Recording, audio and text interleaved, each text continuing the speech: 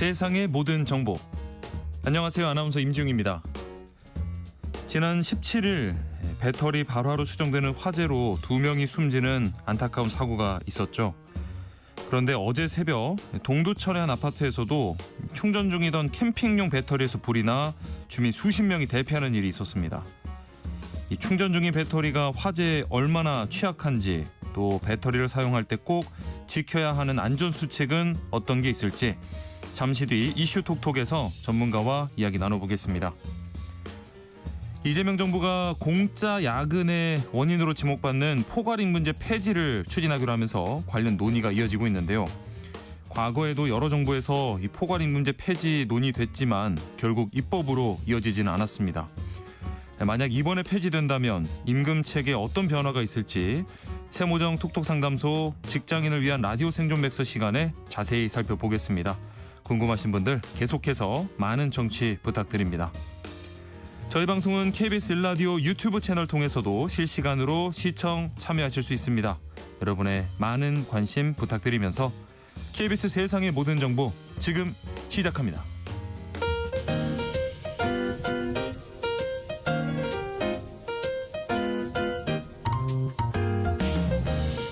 수요일엔 생활 밀착형 경제 뉴스 전해드립니다. 하프타임 뉴스. 먼저 이 시각 주식시장 상황부터 살펴보겠습니다. 장현재 시황캐스터 연결돼 있습니다. 안녕하십니까? 안녕하세요. 네. 자, 아시아 증시가 연일 이 상승 랠리를 달리고 있는데 우리 코스피만 좀 하락을 면치 못하고 있습니다. 오늘 분위기는 어떨까요? 네, 오늘 국내 증시 조정폭이 깊습니다. 투자 심리가 많이 위축된 상태에서 간밤 뉴욕 증시 기술주 중심으로 투매까지 나온 터라 오늘 코스피 크게 하락하고 있는데요. 예. 현재 3,100선마저 반납합니다. 1.96%, 2% 가까이 내리면서 3,089포인트 나타내고 있습니다. 수급적으로는 오늘 외국인과 기관, 동반 매수 우위를 보여줍니다. 외국인이 222억 원 순매수하고 기관이 3,108억 원 매수 우위 기록하고 있습니다. 예. 오늘은 개인만 홀로 3,722억 원 팔자 포지션 취하고 있습니다. 시가총액 상위 종목에서는 삼성전자가 보합 수준으로 움직임 보여주는 반면에 SK 하이닉스, 간밤 뉴욕 증시에서 엔비디아가 급락한 영향을 받고 있는데요. 예. 현재 3.4% 하락하고 있습니다. 자, 코스닥 지수 움직임도 한번 살펴볼까요? 네, 코스닥 지수 역시 현재 급락하고 있습니다. 네. 2.65% 크게 하락하는데요. 767포인트 나타내고 있습니다. 수급적으로는 유가증권 시장과 반대로 외국인과 기관이 팔아냅니다. 외국인이 113억 원 매도 우위, 기관 역시 1,152억 원 팔자 포지션 취하고 있습니다. 개인만 홀로 1,550억 원 순매수 기록 중입니다. 네. 시가총액 상위 종목에서는 제약바이오 대표주들이 대체로 부진한 모습입니다. 1위인 알테오젠이 2% 이상 조정받고 있고요. 또 파마리서치와 리가켄바이오가 6% 가까이 5.4% 내림세 보여주고 있습니다. 네, 그럼 오늘 장에서 눈에 띄는 종목은 어떤 게 있을까요? 네, 오늘은 김밥 관련주가 상승합니다. 최근 넷플릭스 애니메이션 영화죠. K-팝 데몬헌터스의 김밥을 먹는 장면이 나오면서 네. 한국의 김밥의 전 세계적인 인기몰이를 하고 있는데요. 이 김밥의 인기가 지속되면 제2의 불닭볶음면 신화를 쓸 수 있다는 전망이 나오면서 관련주의 기대감이 커지고 있습니다. 네, 흥미롭네요. 자, 마지막으로 외환시장 움직임도 짚어주실까요? 네, 오늘 외환시장 1,393원대로 상승 출발했는데요. 지금 계속해서 고점을 높이고 있습니다. 1,400원에 육박한 상황입니다. 1,399원 30전에 거래되고 있습니다. 네, 장현재 시황캐스터와 함께했습니다. 고맙습니다. 감사합니다. 자, 이어서 참 좋은 경제연구소 이인철 소장과 하프타임 뉴스 이어가 보겠습니다. 안녕하십니까? 네, 안녕하세요. 일단 주식시장 얘기를 더 해보겠습니다. 최근에 뭐 일본이나 대만, 아시아 주요 증시가 상승세를 보이는데 왜 이렇게 우리 코스피만 주춤한 걸까요? 상반기 동안은 나쁘지 않았습니다. 그렇죠. 상반기까지는 코스피가 전 세계 증시, 주요국 증시 가운데 상승률 1위 네. 할 정도로 좋았는데 네. 지난 이제 이달 들어서 분위기가 썩 좋지 않습니다. 네, 네. 오늘은 뭐 코스피가 이제 3,100선마저도 좀 밑돌고 있는 상황인데 뭐 오늘은 그렇다 치더라도 네. 이달 들어서 한국만 빼고 일본, 대만, 호주 증시가 일제히 사상 최고치를 갈아치웠고요. 오, 예. 중국 증시도 상하이 증시, 선전 증시 모두 10년 만에 최고치입니다. 특히 이제 일본 증시, 대만 증시를 좀 주목해 보면 여기 사상 최고치를 기록한 게 관세 리스크가 아니구나. 결국은 경기구나라는 네. 걸 알 수 있는데 2분기 경제 성적표도 나쁘지 않은데 올해 전체 경기 전망이 속속 상향 조정되고 있습니다. 아하, 네.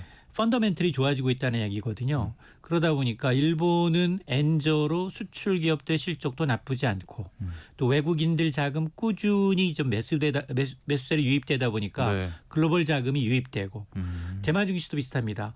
관세 영향 받을 것 같은데 그럼에도 불구하고 여기는 AI가 날개를 달아주고 있다. 인공지능 열풍을 타고 지금 대만의 시가총액 1위 기업 아시아 1위예요. 네. TSMC. 네. 여기 시가총액이 1조 달러를 돌파했습니다. 넉 달 만에 50% 주가 올랐어요. 와, 네. 그러다 보니 뭐 대만 증시도 좋고요. 중국 증시, 상하이 증시, 선전 지수도 좋은데 여기는 대규모로 돈을 풀고 있습니다. 어쨌든 관세 전쟁은 장기전이고 그러면 내수를 부양하자.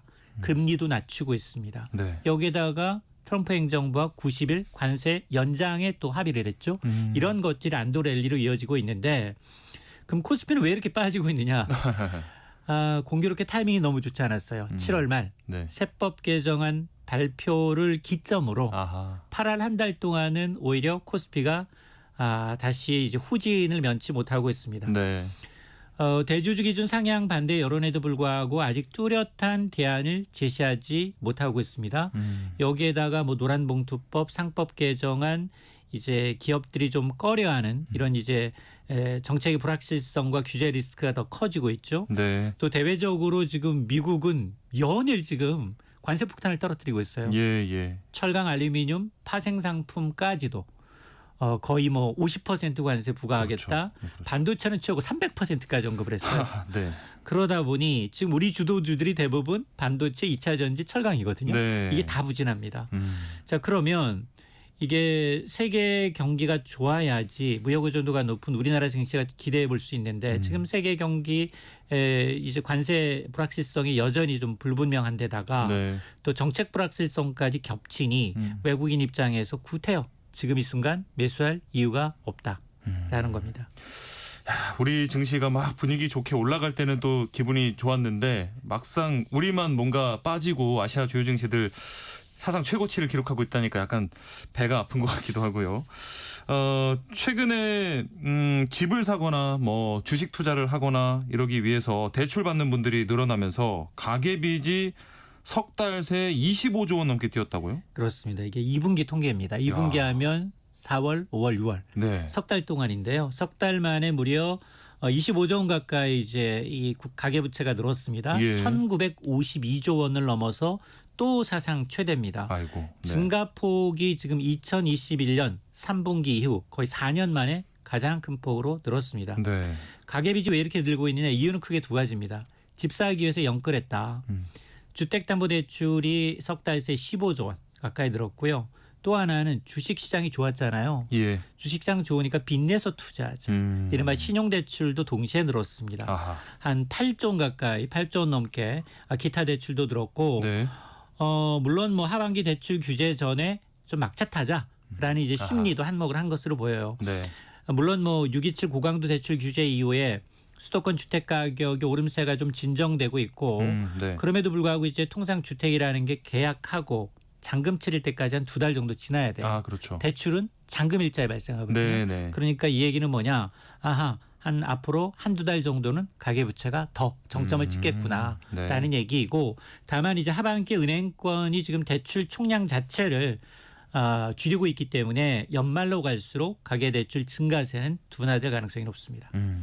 방금 말씀해 주신 대로 이 627 대출 규제 이후에 서울 집값은 조금 진정이 되는 모습인데 오히려 경기도 쪽에서 상승폭이 더 커지고 있다더라고요. 맞습니다. 왜 이런 풍선 효과가 나타나는 거예요? 아이러니하게도 이제 네. 경기도 지역의 상승폭이 커지는 이제 풍선 효과가 나타나는 이유를 봤더니 물론 이 7월 통계입니다. 한국부동산원의 이제 7월 통계를 봤더니 서울 주택 매매 가격은 한 달 새 0.75% 상승했는데 네. 6월에 0.9% 1% 가까이 올랐기 때문에 상승폭은 둔화되는 게 맞고요. 서울은. 네. 그런데 경기도는 지난달에 0.16% 올랐는데 6월에 0.11%였어요.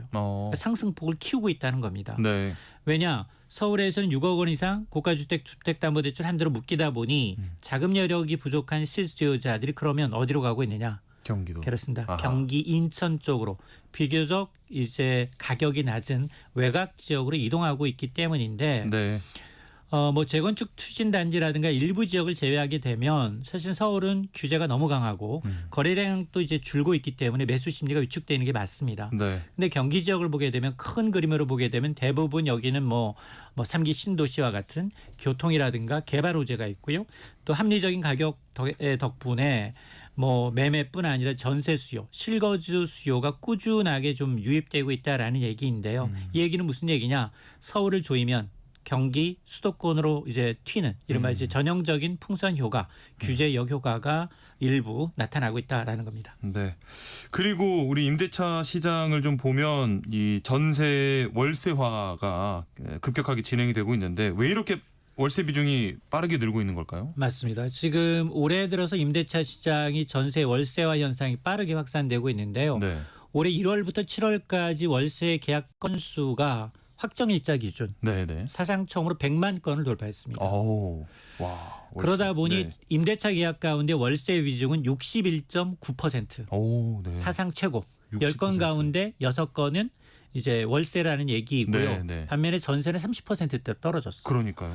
자, 그러다 보니 이건 두 가지 요인이 있는데 하나는 공급적 요인과 수요 두 가지 측면에서 찾아볼 수 있는데 네. 공급 측면에서는 지금 어쨌든 이제 임대차 3법이 시행되면서 집주인의 경우에는 전세 수익률이 낮다 보니까 이 오히려 전세보다는 회전이 좀 빠르고 월세 수입을 안정적으로 받아보자. 네. 그러다 보니까 이제 월세 선호 현상이 나타나고 있고 예.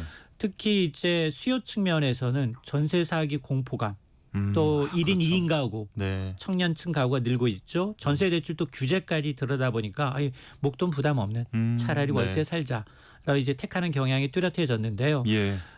결과적으로 이제 월세 공급도 늘고 있고 수요는 늘으면서 빠르게 이제 시장의 주류로 자리매김하고 있는데 아마 당분간 이런 이제 이 월세 전환 흐름은 지속될 가능성이 높은데 이 이면에는 무슨 얘기가 있느냐? 가처분 소득에서 주거 비용이 차지하는 비중이 점점 높아지고 거군요. 있다. 아하. 그러니까 쓸 돈, 네. 소비 여력이 점점 줄고 있다는 얘기입니다. 네. 자, 그리고 우리가 사망보험금이라고 하면은 뭐 당연히 사후에 유족들이 받는 거다 이렇게 알고 있는데 앞으로는 살아 생전에도 받을 수 있게 된다고요? 맞습니다. 사실 그 종신보험이거든요. 주로 이제 사망할 경우 유족한테 지급이 되는 거예요. 예. 그런 사망보험금을 앞으로는 가입자 본인이 생전에 연금 형태로 미리 땡겼을 수 있는 제도가 네. 10월부터 도입이 됩니다. 예. 이른바 이제 사망보험금 유동화 사업인데요. 예를 들어서 사망보험금이 1억 원이다. 이 가운데 최대 90%인 이 9천만 원까지는 오. 생전에 연금으로 전환하고 네. 나머지 10%만 사망한 이후 유족들한테 지급하는 방식이 가능해진다는 겁니다. 예. 당연히 이제 대상은 55세 이상이면서 보험을 완납한 사람이라면 언제나 신청이 가능하고 네. 월 얼마나 받을지 10만 원, 뭐 20만 원대 연금 형태로 매달 수령 가능하게 되는데요. 이게 어차피 정부는 이제 국민노후 소득의 보완 정책으로 추진하고 있고 그러면서 주요 생명보험사가 일단 참여를 하는 모양새인데 네. 은퇴한 이후에 이제 국민연금까지 수령하게 되면 이른바 이제 소득 공백기라고 하는 이 기간 동안 네. 이런 이제 자금이 활용될 수 있다라는 점에서 좀 긍정적이지만 사실은 자산이 많으신 분들 종신보험 드는 이유는 돌아가신 이후 상속세 부담 때문에 그렇죠. 자녀들이 그걸 이제 메꾸도록 하는 취지였는데 그러지 말고 오히려 노후 생활 대비냐 이거에 좀 초점을 맞춰서 아마 이제 이 제도를 개편한 겁니다. 네. 자, 그리고 올해 상반기에 이 불법 사금융 피해 신고가 뭐 10,000건에 육박했다라고 하는데 왜 이렇게 급증하고 있는 건가요? 맞습니다. 올해 상반기 불법 사금융 피해 신고 건수가 9,844건입니다. 아이고, 네. 지난해 연간 규모의 63%에 달하면서 역대 최고 속도로 늘어나고 있습니다. 네, 네. 피해 유형을 보니까 미등록 대부 업체들이에요. 그런 것이 불법 추심하는 거, 네. 또 고금리 부과하는 거, 유사수신 등 다양한 형태로 나타나고 있는데요. 특히나 저신용 서민층이 주요 피해자입니다.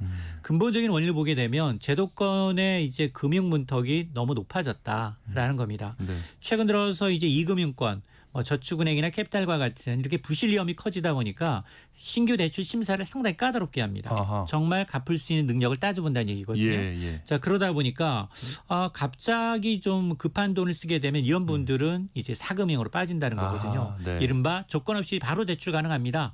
이런 문구로 접근을 해서 굉장히 법정 최고 이자를 웃도는 고금리 이자나 수수료를 부과하거나 아니면 폭력적으로 채권을 취시하는 사례가 많아졌다라는 얘기인데요. 네. 이게 사실은 단지 뭐 범죄만의 문제가 아니라 금융 사각지대를 노리는 사회적 어떤 구조적인 문제인 만큼 정책 서민금융의 역할 그리고 이제 복지 지원 확대 차원에서 좀 들여다볼 필요가 있어 보입니다. 네. 마지막으로 요즘 이 명품도 뭐 온라인으로 많이 구입을 하는데 최근 3년 사이에 이 온라인에서 명품 가방 이렇게 진품인 줄 알고 샀다가 가짜였다는 피해가 많았다고요. 맞습니다. 한국소비자원이 최근 3년 동안 가품 관련 피해 상담 건수 1,500건 가운데 네. 21%가 가방이었어요. 아하. 그 뒤를 신발과 화장품의 순이었는데 네. 특히나 이제 L사, C사 고가의 이제 이 명품 브랜드 제품을 해외 직구 플랫폼에서 구매했는데 네. 이게 대부분 가품이었습니다. 특히 중국계 이제 이 글로벌 쇼핑몰에서 판매되고 있는 상품 가운데 무려 70% 이상이 예. 공식 사이트 가격보다 20% 저렴한 가격에 저렴해요. 팔고 있어요. 네. 근데 싼 게 비지떡. 싼 게 비지떡이에요. 그래서 사실은 이제 짝퉁 가능성이 상당히 좀 높기 때문에 문제는 이제 상세 페이지에 이걸 좀 페이지에 이제 기재를 해야 되는데 네네네. 인증 마크를 좀 조작하거나 아이고. 아니면 이제 실제 배송할 경우 받던 상품과 좀 다른 이제 상품을 보낸다거나 네. 이러다 보니까 환불 보상 측면에 좀 어려운 구조라는 겁니다. 아하. 따라서 해외 직구에서 굉장히 좀 너무 이제 지나치게 싼 가격으로 명품을 했다라고 하면 네. 좀 의심해 볼 필요가 있어 보입니다. 네, 특히나 이렇게 비싼 제품 사실 때는 꼼꼼하게 확인해 보시고 구매하시기 바랍니다. 하프타임 뉴스 여기까지 하겠습니다. 지금까지 참 좋은 경제연구소 이인철 소장과 함께했습니다. 고맙습니다. 네, 고맙습니다. KBS 라디오 세상의 모든 정보 함께하고 계신 지금 시각은 12시 37분입니다. 이 시각 교통정보 알아보겠습니다. 이 시각 교통정보입니다. 점심시간인 만큼 도로 위 정체는 풀려가고 있습니다. 돌발 구간 주변으로 밀리는데요. 서울 시내도로는 내부순환도로 성산 방향 홍지문 터널 3차로에 고장난 차가 서 있습니다. 정릉터널부터 막히고요. 동부간선도로 성수 분기점 쪽으로 도봉 지하차도 출구 3차로에서 공사합니다. 상계교부터 정체입니다. 강변북로 구리 쪽으론 행주대교에서 월드컵대교까지 막히고요. 더 가서 서강대교부터 반포대교까지 밀립니다. 고속도로는 경부고속도로 서울 방향 전 구간 수월하다가 서울 도심에선 양재에서 반포까지 정체고요. 수도권 제일순환고속도로 일산에서 판교 쪽으로 계양에서 송내까지 막힙니다. 더 가서 도리분기점 갓길은 고장난 차가 서 있고요. 남해고속도로 부산 쪽으로 7원 분기점 1차로에서 사고 났습니다. 돌발 구간 조심해서 지나시기 바랍니다. KBS 교통정보센터였습니다.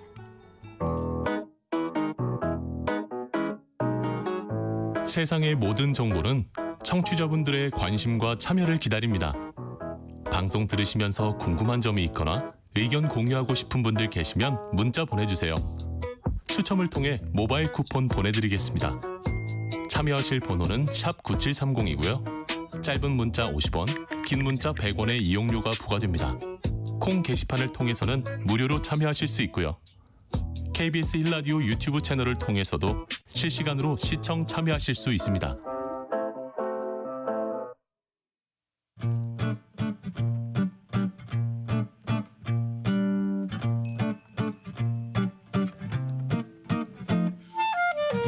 심심한 오후 색다른 정보가 필요하다면 지금 세상의 모든 정보와 함께하세요.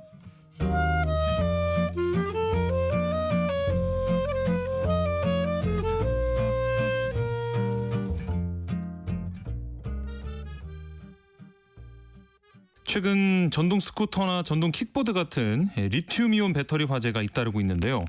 문제는 이런 배터리들을 우리가 집안에서도 흔히 사용하고 또 충전하다 보니까 누구에게나 닥칠 수 있는 위험이라는 겁니다. 오늘 이슈톡톡에서는 방재시험연구원 화재조사센터 김성재 책임연구원 전화로 연결해서 리튬이온 배터리 화재 원인과 또 가정에서 지켜야 할 안전수칙 또 제도적 보완책까지 살펴보겠습니다. 안녕하십니까? 네, 안녕하세요. 네, 반갑습니다. 네, 반갑습니다. 네, 지난 연휴에도 이 아파트 화재로 사상자가 많이 나왔는데 이게 뭐 아직 이 배터리가 폭발의 원인이다 이런 명확한 조사 결과는 나오지 않았지만 이 화재 원인으로 이 전동 스쿠터 배터리 충전 중에 폭발이 된 걸로 의심된다 이런 상황이에요. 최근에 이런 리튬 배터리 화재가 좀 증가하고 있는 것 같습니다. 네네. 그 리튬이온 배터리를 이제 사용하는 제품이 계속 늘어나면서 리튬이온 배터리 화재 사고는 이제 매년 증가하고 있는데요. 네.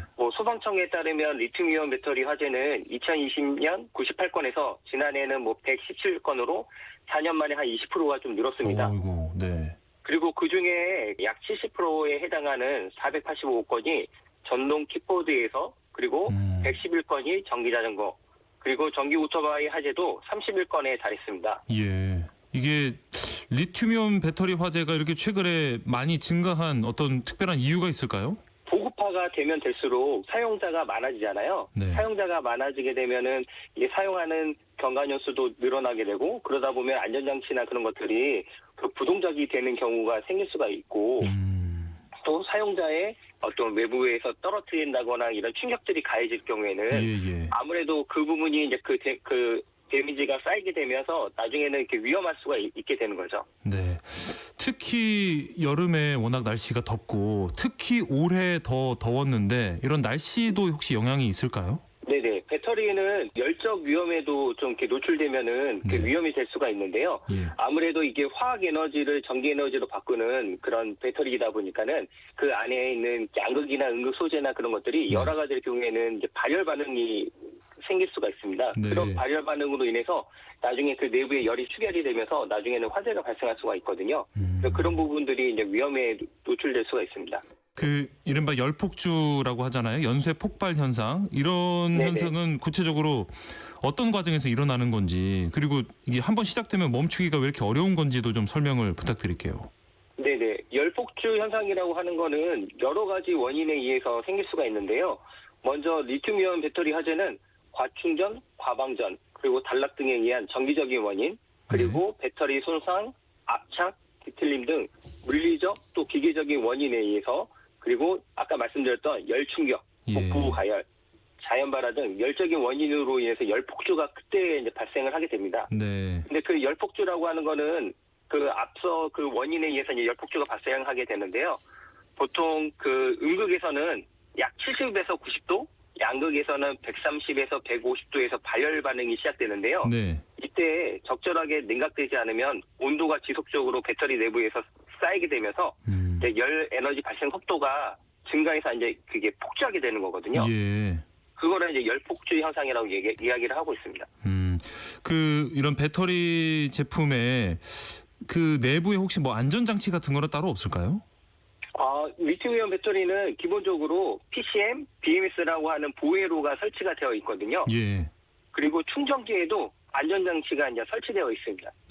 그러면은 이렇게 사고가 나는 경우는 이런 안전장치가 없는 제품에서 나는 걸까요? 아니요. 안전장치가 있는데 네. 그 안전장치가 영구적이지가 않잖아요. 전자제품이다 보니까요. 네. 그래서 이제 사용 경관연수 그리고 사용자의 습관 등 아까 말씀드렸던 떨어뜨리거나 험하게 쓰신다거나 아니면 그런 부분들 그 과학하게 쓰신다거나 예. 그런 걸로 인해서 안전장치가 부동작을 할 수가 있거든요. 아하. 근데 그 부동작이 되었다고 하더라도 그거를 확인할 수 있는 방법은 그 소비자 입장에서는 없기 때문에 네, 그렇죠. 그런 부분이 좀 보완이 될 필요가 있거든요. 네. 그러면 우리가 이렇게 리튬 배터리 어떤 제품을 이용할 때 혹은 구매를 할 때 어떤 제품이 조금 더 안전한지 혹은 이런 안전 인증 제도 같은 거는 어떻게 돼 있는지 알 수 있을까요? 그 제가 알기로는 국가기술표준원에서 네. 지정된 기관에서 이제 판매 목적으로 그 안전 인증을 받게끔 되어 있어요. 네. KC 인증을 통해서 이렇게 안전 인증을 받게 됐는데요. 네. 그런데 이제 개인이 판매 목적이 아니라 그런 자기가 사용하는 목적으로 할 경우에는 그런 직구로 해서 이제 그 바로 인증 없이도 이렇게 들여올 수가 있대요. 네. 모델별로 한 개까지만요. 네. 그러다 보니까는 그 한 개를 샀을 때 이게 과연 그 제조사 업체의 건지 아니면은 그 호환되어 있는 배터리 팩인지 잘 모르잖아요. 네. 그런 상황에서 또 이렇게 너무 저가의 제품일 경우에는 위험성이 있을 수가 있거든요. 아하. 그래서 그런 부분을 이제 소비자께서 확인하셔야 되는데 네. 아무래도 그런 것들이 좀 이렇게 어려울 수가 있습니다. 그래서 예. 그런 부분이 어떻게 보면은 법에 좀 이렇게 허점이 될 수 있지 않을까라는 생각이 듭니다. 그러면 뭐 최소한으로 소비자가 확인할 수 있는 거는 뭐가 있을까요? KC 인증 마크 정도 있을까요? 네네. 가장 좋은 거는 KC 인증을 받은 제품을 이제 구매하는 게 가장 좋은, 기본적으로 저희가 알 수가 없잖아요. 네. 워낙 많은 제품들이 판매되어 예. 있기 때문에 그거를 일일이 확인할 수 없기 때문에 최소한 안전장치인 KC 인증 제품을 구매하시는 게 가장 좋은 방법으로 생각됩니다. 네. 그리고 이제 가정에서 이런 리튬 배터리를 충전할 때 반드시 꼭 지켜야 된다 하는 안전 수칙이 있다면 어떤 게 있을까요? 뭐 충전 시간이라든지 뭐 장소라든지요? 충전 전에는 전지가 외부 충격에 의해 케이스가 손상되었는지 육안으로 확인하는 게 중요하고요. 예. 그리고 반드시 전격 충전기를 사용해서 충전해야 합니다. 네네. 보통 이게 자기가 그 충전기가 없을 경우에는 뭐 친구 거를 빌린다거나 아니면 비규격 충전기를 사용하는 경우가 있는데 맞아요. 그럴 경우에는 가충전이 될 수가 있거든요. 네. 보회로가 이제 부동적이 될 경우에는요. 그래서 그런 부분을 주의를 하셔야 되고요. 그리고 전지의 보회로 불량이나 충전기 자체 고장 등으로 또 화재가 발생할 수 있기 때문에 충전 시에는 반드시 이석하지 말고 그리고 충전이 완료한 후에는 반드시 분리해야 되는 그런 기본 수칙을 지키는 게 중요할 걸로 생각됩니다. 네. 만약에 이제 배터리 화재가 발생을 했다라고 했을 때 일반 소화기나 물로는 진압이 어렵다고 하는데 일반인이 취할 수 있는 초기 대응 방법 어떤 게 있을까요? 뭐 영상을 뭐 유튜브나 뭐 뉴스나 그런 거를 많이 보시면 아시겠지만 아까 제가 말씀드렸던 것처럼 그 배터리 같은 경우에는 비산이 되면서 이렇게 폭죽처럼 이렇게 터져나가는 거거든요. 예. 그래서 그거를 어떻게 보면은 소화기나 물로 쏜다고 하더라도 그 내부까지 소화액이 들어가지를 못합니다. 구조상으로. 네. 그래서 가장 좋은 거는 질식 소화 덮개라고 혹시 들어보셨는지 모르겠는데 질식 소화 덮개요. 네네. 덮개로 해서 아예 배터리 팩을 덮어버리고 아하. 그리고 바로 119에 신고하는 게 제일 안전하거든요. 네. 그러니까 그 하염이 더 이상 전파가 안 되게끔 일시적으로 그 질식 소화 덮개로 덮은 상태에서 네. 바로 119에 신고하는 게 저는 가장 안전하다고 생각됩니다. 네. 그 가정에서 이렇게 사용 중인 배터리 폭발로 화재가 발생했을 때 그러면 혹시 뭐 사용자나 제조사 혹은 뭐 수입 업체 사이에서 법적 책임은 어떻게 나눠질까요? 법적 책임은 국내에는 이제 제조물 배상책임법이 있어서 법적 책임이 과실에 따라 나뉠 수가 있거든요. 예. 근데 해외의 경우에는 법 적용이 되지를 않습니다. 이게 국내법이기 때문에요. 네네. 그래서 소규모 해외 제조사의 경우에는 법적 책임을 솔직히 이렇게 물기가 어려울 수밖에 없거든요. 네. 그러면은 그런 뭐 사고가 발생했을 때는 뭐 딱히 대처 방법이 없는 걸까요? 네네네. 그러니까는 뭐 좀 이렇게 대규모 좀 유명한 그 대형 그 제조사일 경우에는 약간 그런 이미지나 그런 걸로 인해서 이제 그런 거를 이제 대응을 할 수가 있는데요. 네. 근데 이제 그 소규모 해외 제조사 같은 경우에는 예. 아무래도 그 업체한테 이제 그 구상이라고 하는 거를 할 수가 없잖아요. 현실적으로. 네. 네, 현실적으로 왜냐하면 그쪽은 또 그 법이 또 국내에 있는 법원하고 또 해외 법원이랑 또 그 틀리기 때문에 그렇죠. 그런 부분에 대해서 좀 이렇게 소비자께서 이제 그런 법적으로 해서 소송이나 그런 걸 하기가 어렵지 않을까라는 생각이 듭니다. 뭐 이 리튬이온 배터리 사용을 할 때 소비자도 물론 주의를 이제 해야겠습니다만 말씀해 주신 것처럼 어떤 제조사나 어떤 정부의 제도적인 노력도 있어야 될 걸로 보이는데 뭐 각각 좀 네네. 어떤 노력을 해야 된다고 보실까요? 소비자는 저가의 제품보다 안전장치가 구비되고 네. KC 인증을 받은 제품을 구매하시고 예. 충전 전에는 리튬이온 배터리의 손상 여부, 그리고 냄새, 소리 등 이상한 징후 등을 확인하고 그리고 충전 중에는 이석하지 않는 노력이 필요합니다. 예. 그리고 수입업체의 경우에는 판매 목적을 위해 국내에서 안전 인증을 받지만 해외 제조사가 인증용 배터리와 실제 판매하는 배터리가 상이할 수가 있습니다. 아하. 네. 그래서 이에 대한 법적 책임을 수입업체와 해외 제조사에게 가할 수 있는 제도적 노력이 뒷받침되어야 되고 해외 제조사는 그 생산물 배상 책임 보험이 있거든요. 네. 그거를 가입하게끔 해서 사고 시 소비자가 보상을 받을 수 있는 기틀이 마련됐으면 좋겠습니다. 네. 아무래도 요즘에는 뭐 해외 직구 같은 것도 많이 하기 때문에 조금 더 저렴한 가격에 해외에서 이렇게 들여오는 경우가 많을 것 같은데 안전을 위해서라도 꼭 인증이 된 제품을 이용하시는 게 좋겠네요. 예, 맞습니다. 예. 오늘 말씀 여기까지 듣겠습니다. 지금까지 방재시험연구원 화재조사센터 김성재 책임연구원과 함께했습니다. 말씀 고맙습니다. 네, 감사합니다. 네, KBS 세상의 모든 정보 1부 순서 여기서 마무리하고요. 1부 끝곡으로 스텔라장의 아름다워 들으시고 저는 1시 정각 2부에 다시 찾아오겠습니다.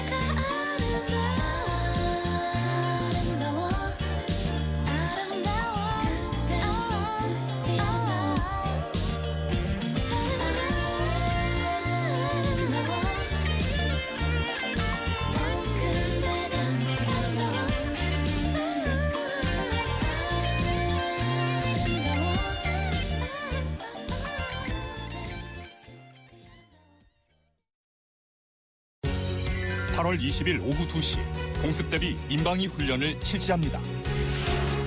공습 경보가 울리면 가까운 대피소로 대피하고 소방차, 앰뷸런스가 오면 꼭 양보 운전해 주세요. 적극적인 참여가 우리 모두의 안전을 지킵니다.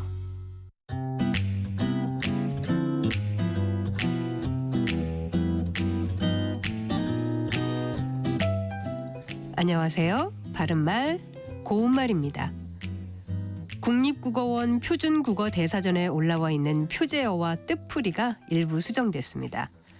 오늘은 지난 8월 초에 발표된 2025년 2분기의 수정사항 가운데 표제어가 추가된 것에 대해 말씀드리겠습니다.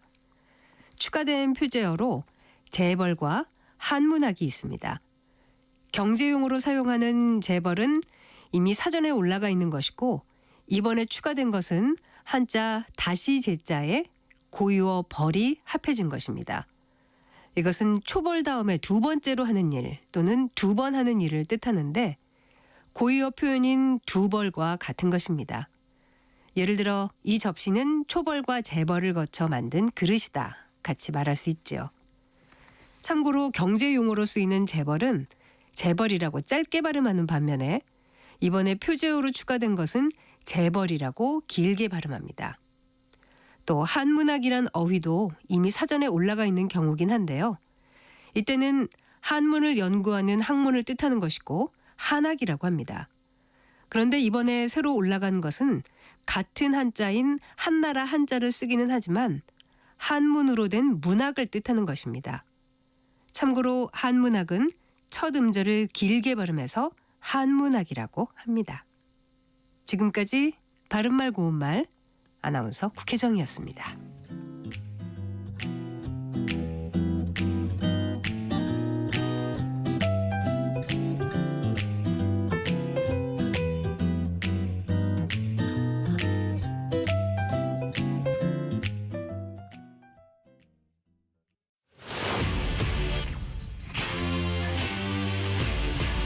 토론에 정답은 없습니다.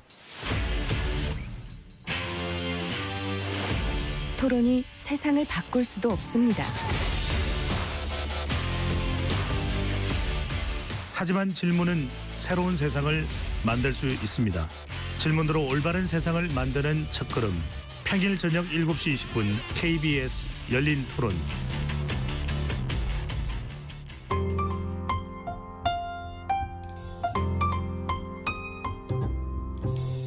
어떤 하루 보내고 계신가요?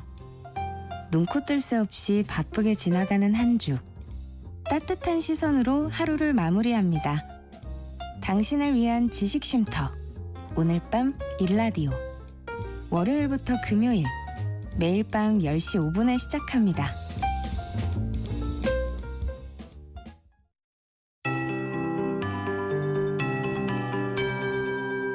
KBS 58분 날씨. 더위의 기세가 점점 강해지고 있습니다. 전국 대부분 지역에 폭염특보가 발효 중인데요. 남부지방에 이어 중부지방도 폭염경보로 강화되고 있는 곳이 많습니다. 오늘 한낮 기온이 포항과 울진 36도, 강릉과 광주 35도, 대구 34도, 대전, 부산 33도, 서울 31도까지 오를 전망이고요. 높은 습도 때문에 체감 온도는 33도에서 35도 이상으로 느껴지는 곳이 많겠습니다. 당분간 폭염과 열대야가 이어지면서 절기 처서인 이번 주 토요일에도 서울의 낮 기온이 33도, 대구 36도까지 오를 것으로 예상됩니다. 온열 질환에 걸릴 위험이 매우 높은 날씨니까요. 물을 자주 마시고 시원한 장소에서 휴식을 충분히 취하시기 바랍니다. 오늘 전국에 구름이 많이 끼겠지만 대기가 불안정해서 곳곳에는 소나기가 내리겠습니다. 예상 강수량은 대부분 5에서 40mm 정도가 되겠고요. 벼락과 돌풍을 동반해 요란하게 쏟아지는 곳도 있겠습니다. 내일도 전국에 구름 많은 가운데 곳곳에 소나기가 지나겠고 제주도에는 비가 올 전망입니다. 한편 당분간 서해상과 남부해상을 중심으로 바다 안개가 짙게 끼는 곳이 있겠습니다. 현재 서울의 기온은 31.3도입니다. 송소진입니다.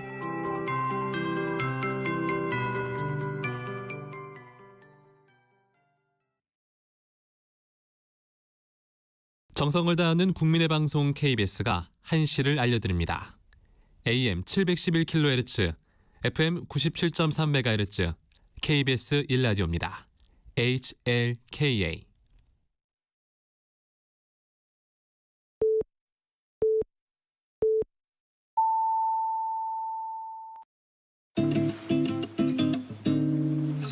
나른한 오후를 책임질 영양 만점 지식 비타민. 세상의 모든 정보.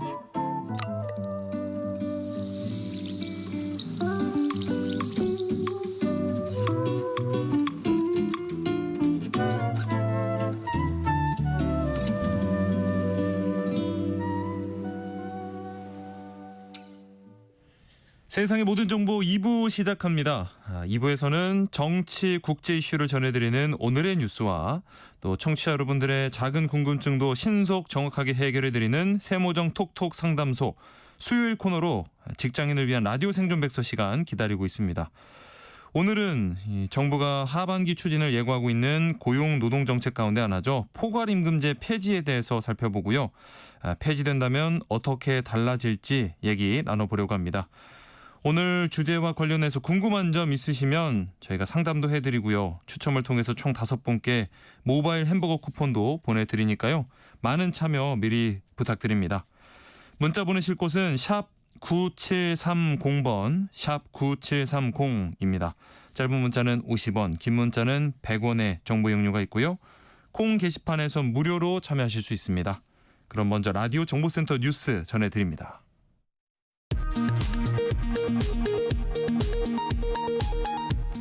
북한 김여정 노동당 부부장이 한국은 우리 국가의 외교 상대가 될 수 없다고 하는 등 새 정부의 긴장 완화 조치를 평가절하한 것과 관련해 대통령실이 유감을 표했습니다.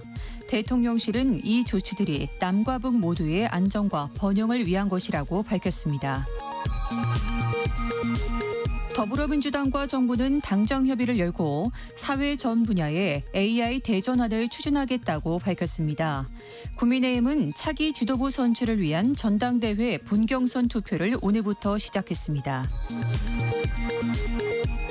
내란 특검팀이 밤샘 조사를 벌인 한덕수 전 국무총리를 오는 22일 한 차례 더 불러 조사하기로 했습니다. 김건희 특검팀은 김 여사에 대한 구속기간을 이달 31일까지 연장했습니다. 어제 2명이 숨지고 5명이 다친 경북 청도군 경부선 열차 사고와 관련해 경찰과 노동당국이 본격적인 사고 원인과 중대재해처벌법 위반 여부 조사에 들어갔습니다. 강원도 강릉이 극심한 가뭄으로 인해 초유의 물 부족 사태를 겪고 있습니다. 오늘부터 강릉 대부분 지역에서 수도계량기를 50% 잠그는 제한급수에 들어갔습니다. 지금까지 라디오 정보센터 뉴스 정한나였습니다.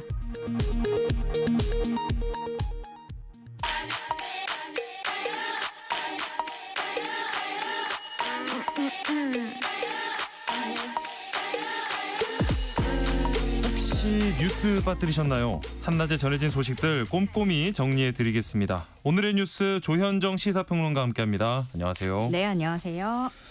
자, 비상계엄 당시에 일부 언론사에 단전단수 지시한 의혹 등을 받고 있는 이상민 전 행정안전부 장관 구속 기소됐습니다. 네.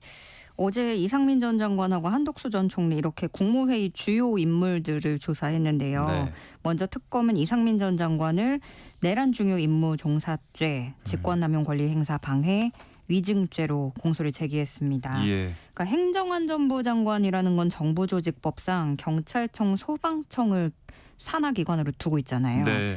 그리고 그 지휘 감독 권한을 가지고 있고 특히 안전 재난 관련 업무를 총괄하고 있는 곳인데 네. 이렇게 국민 안전을 지키고 재난으로부터 보호할 책무를 지닌 행안부 장관이 윤 전 대통령을 우두머리로 하는 국헌문란 목적 폭동에 가담했다라고 보는 게 특검의 시각이고요. 예.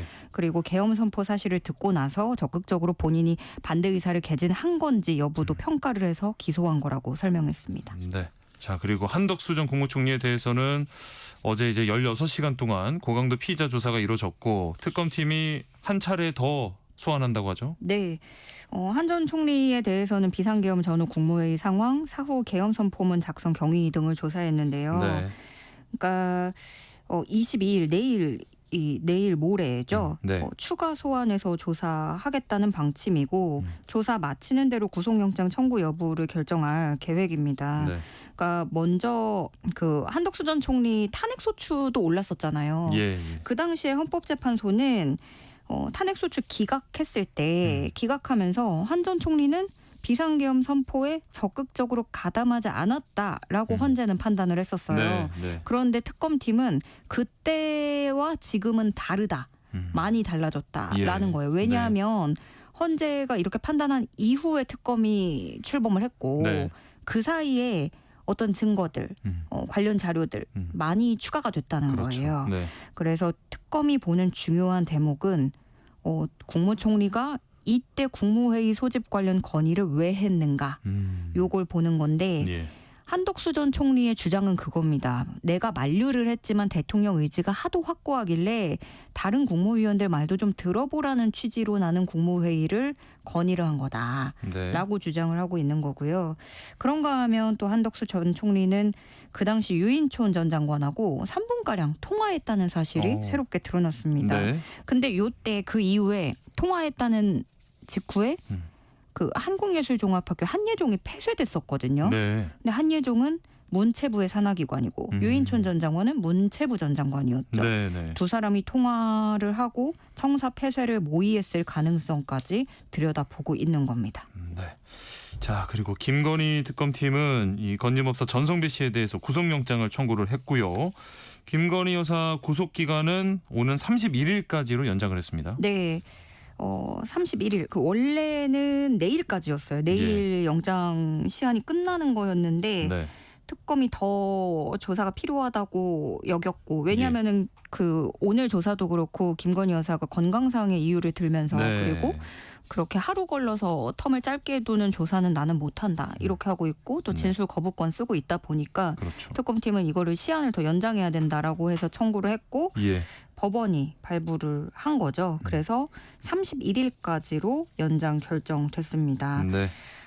그래서 진술을 앞으로 또 거부를 하겠지만은 뭐 내용 혐의가 워낙에 광범위하니까 조사 자체는 진행해야 된다고 보는 게 특검팀의 시각으로 풀이가 되고요. 네. 오늘 특검 조사에 출석하지 않았고 역시나 건강 상태 이유를 들었습니다.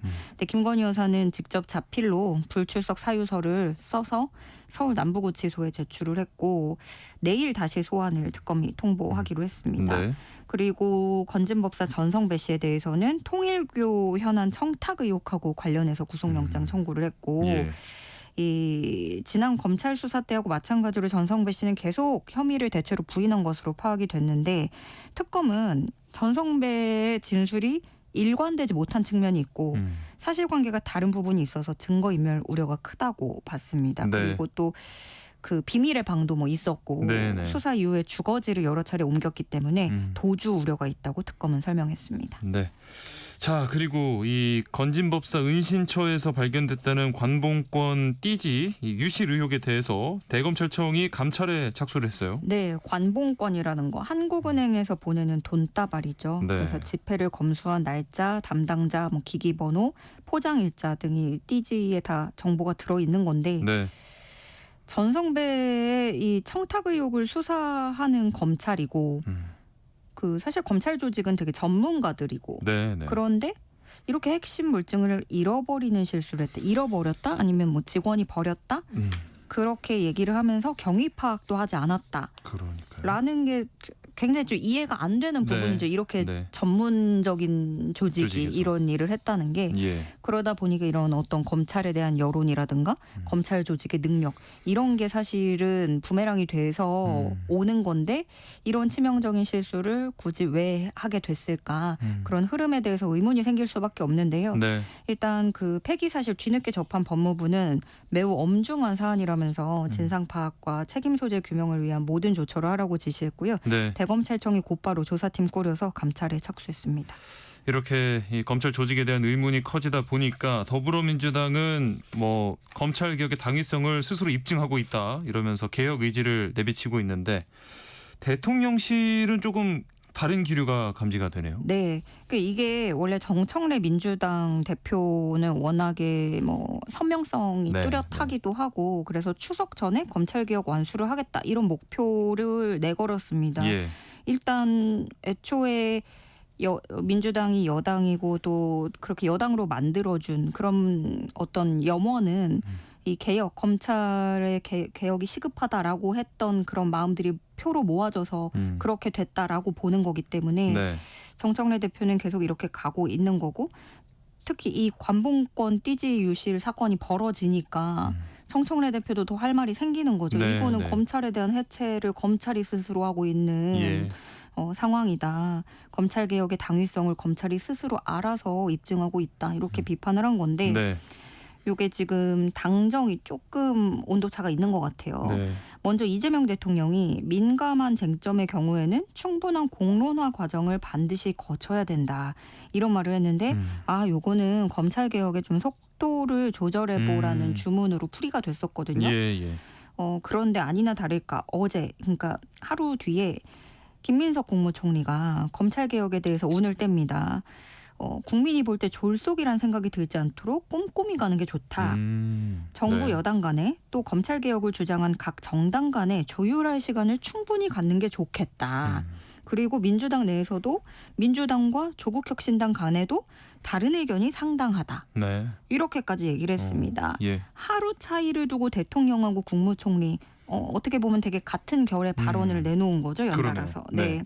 그리고 물론 김민석 총리는 그 검찰개혁 내용, 그러니까 수사와 기소를 분리한다는 그 큰 틀은 대원칙은 이미 정해진 것이다 이렇게 못 박았고 예. 그 틀은 변함이 없겠지만 어쩌면 뭐 다만 이런 시기 조절 같은 거에서 속도. 가능성을 열어둔 거고 네. 이게 또 근데 속도뿐만이 아니라 어떤 방법론에 대해서도 신중한 기류가 좀 읽혀져요. 여러 예. 가지 얘기들을 종합해 봤을 때. 그리고 강훈식 대통령 비서실장도 검찰개혁은 이재명 정부의 숙명인데 검찰개혁을 땜질식으로 할 수 없고 신중하고 꼼꼼하게 해야 된다는 생각을 이재명 대통령이 갖고 있다. 이렇게 설명을 했어요. 그러면서 강훈식 실장은 이 청와대 이전에 대해서도 언급을 했는데 정확한 구체적인 날짜가 픽스가 된 건 아니지만 연내에 하게 될 것이다. 이렇게 예고하기도 했습니다. 네. 한낮의 교양 파트너 지금 여러분께서는 세상의 모든 정보와 함께하고 계십니다. 자, 더불어민주당과 국민의힘이 오는 22일에 국회 본회의를 열지 않기로 합의를 했습니다. 네. 원래 21일부터 24일까지로 본회의 예정이 돼 있었는데요. 네. 22일이 국민의힘 전당대회 당일이잖아요. 그렇죠. 그래서 22일 빼고 25일에 하루 더 추가해서 본회의 일정을 잡기로 했습니다. 네. 이렇게 되면서 민주당이 법안 처리하려던 일정도 25일에 마무리가 될 전망인데요. 네. 노란봉투법이 23일, 상법 개정안 24일 이렇게 본회의에 오를 것으로 알려졌고 내일은 방문진법 할 것 같아요. 네. 그럼 국민의힘 전당대회 과정 조금만 보면 오늘부터 이틀 동안 국민의힘 당원 투표와 국민 여론조사 진행합니다. 예. 어제도 TV 토론회 했는데 이번에도 계엄에 관한 윤주주의냐 우리가 민주주의가 아니라 윤주주의냐 네. 이런 말도 나왔고요. 예. 전한길 공방도 빠지지 않았는데 역시. 네. 그 밸런스 게임을 했어요. 사회자가 뭐 이 둘 중에 고르는 네, 거 1번, 2번 고르세요 이런 걸 했는데 장동혁 후보한테 물어봤어요. 공천을 골라야 한다면 한동훈이냐 전한길이냐 했더니 장동혁 후보가 전한길 씨를 공천하겠다라고 발언해서 예. 파장이 일고 있습니다. 네. 전한길이라는 존재 자체도 그렇지만 전 대표, 당대표였잖아요. 그렇죠. 이렇게 된 건데 또 장동혁 후보는 비상계엄 전에만 해도 한동훈 전 대표 최측근이었거든요. 네. 그러다 보니까 친한계뿐만이 아니라 당내 중립 성향 인사들 사이에서도 이거 정치적으로도 인간적으로도 지나쳤다라는 비판적 반응까지 나오고 있습니다. 네. 자, 그리고 한편 이 윤석열 정부가 쾌거라고 했던 체코 원전 수주를 놓고 이 한국 수력 원자력이 굴욕 수주를 했다, 불공평 계약을 했다 이런 논란이 일고 있습니다. 네, 이 미국의 웨스팅하우스라는 회사를 좀 봐야 되는데요. 네. 우리나라 한국수력 원자력이 자기들의 원천 기술을 도용한 거다라면서 소송을 낸 적이 있어요. 예. 그러다가 그렇게 웨스팅하우스가 뭐 좀 껌껌이 시비를 걸긴 했습니다. 네. 그렇게 해서 6개월 뒤에는 한수원하고 웨스팅하우스가 분쟁을 끝내고 합의를 했어요. 네. 근데 그 당시에는 합의 내용이 안 알려졌다가 이제 와서 뒤늦게 알려지면서 파장이 일고 있는 건데요. 네. 앞으로 한수원은 원전 1기 수출할 때마다 기술 사용료로 최소 1조 원을 웨스팅하우스에 줘야 되고요. 예. 차세대 원전인 소형 모듈 원전 SMR을 독자 개발해서 수출할 때에도 웨스팅하우스 기술이 적용된 건 아닌지 확인을 받아야 된다라는 내용도 포함이 돼 있습니다. 예. 게다가 이거를 50년 동안 해야 되는 거예요. 그래서 그 당시 이제 뭐 모든 정부마다 그렇겠지만 어떤 성과를 보여주기 위해서 너무 그렇죠. 무리하게 네. 어떤 굴욕 수주를 한 게 아니냐. 왜냐면 그때도 이 덤핑 가격 그 네. 논란이 논란이 있었거든요. 있었죠. 예. 그리고 또 이 한수원이 그 유망 수출 지역인 폴란드, 이 폴란드가 원래 원전 앞으로 또 하기로 하면서 유망 수출 지역으로 꼽혔는데 여기서도 네. 사업을 접기로 한 사실이 확인되면서 네. 웨스팅하우스에 이거 완전히 유럽 시장, 북미 시장 다 내준 거 아니냐라는 의혹도 제기가 됐는데요. 네. 이 합의문 안에 들어가 있어요. 웨스팅하우스가 앞으로 못하는 나라. 미국, 영국, 일본, 캐나다, 멕시코, 유럽연합 가입국, 우크라이나 등등이 적힌 것으로 알려졌습니다. 근데 네. 여기가 싹 다 원전에 이제 좀 많이 사업을 하려고 하는 예. 나라들이 많거든요. 네. 한수원은 비밀 유지 약속이 있어서 사실 확인이 어렵다라는 입장인데 그러면서도 굴욕적 계약은 아니었다고 항변을 했어요. 또 한편으로는 뭐 미국과의 협력도 필요하고 불가피한 선택이었던 점이 있다라는 평가도 나오기도 하는데 네. 대통령실은 계약 전반에 대한 진상 파악을 지시했습니다. 네.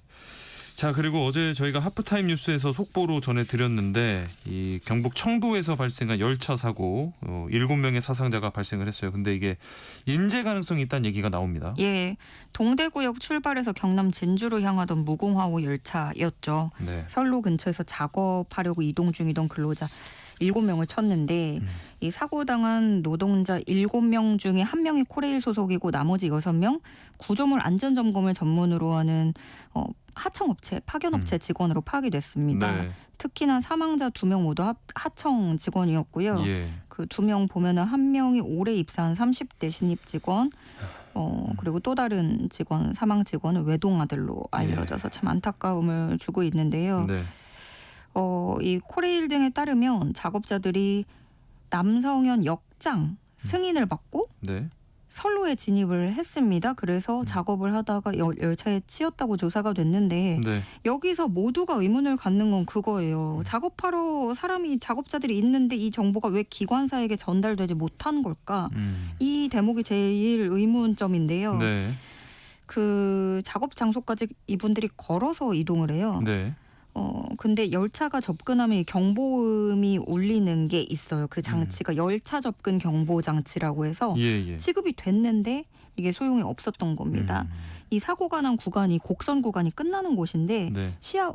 그러다 보니까 이게 꺾이면 시야 꺾이면서, 확보가 어렵잖아요. 네. 그리고 사고 열차가 소음이 적은 전기 열차였다는 점이 있고요. 그렇죠. 그리고 그 철길 위였다면은 당연히 이거를 뭐 운행을 막았겠지만 네. 그 주변이었던 거예요.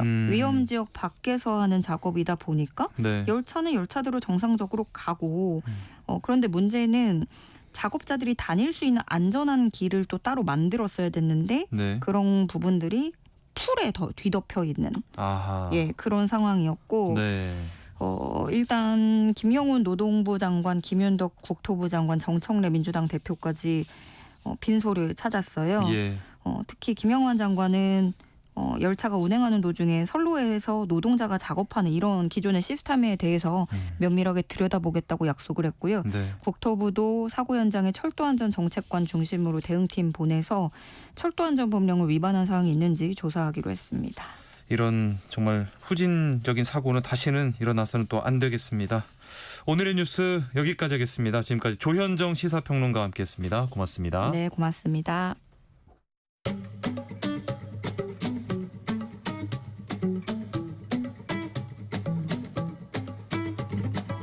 지금 바로 세모정에 물어보세요. 당신의 모든 궁금증을 풀어드리는 세모정 톡톡 상담소. 일터에서 억울한 일은 없어야겠죠. 알아두면 도움이 되는 노동법 이야기 세모정 톡톡 상담소 수요일 코너 직장을 위한 라디오 생존백서 시간입니다. 소나무 노동법률사무소 김효신 노무사와 함께합니다. 안녕하십니까? 네, 안녕하세요. 오늘은 어떤 주제로 이야기를 나눠볼까요? 최근 사회적으로 큰 화제가 되고 있기도 하고요. 항상 화제가 돼 있다라고 말씀드릴 수 있을 것 같아요. 네. 오늘은 그 포괄임금제에 대해서 한번 얘기를 나눠볼까 합니다. 네. 이 포괄임금제 폐지하겠다고 하는 거는 우리 대통령의 공약 사항이기도 했습니다. 예. 그래서 최근 포괄임금제 폐지하는 내용으로 근로기준법 개정안도 속속 발의되고 있는 상황이고요. 네.